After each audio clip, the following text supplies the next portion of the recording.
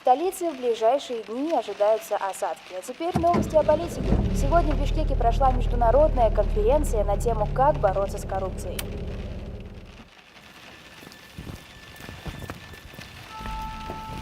Все, заходим.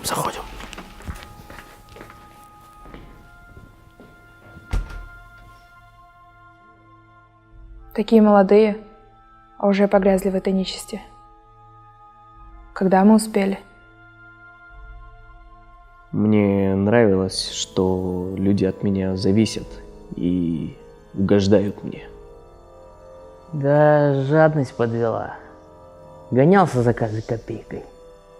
Я хотел большой должности, быть выше всех остальных. Я просто хотел сохранить свой диплом. Мы кого-то ждем? Это вам. Ой, спасибо. А вот тебе на мороженое. Нет, не надо, это я хочу вам помочь.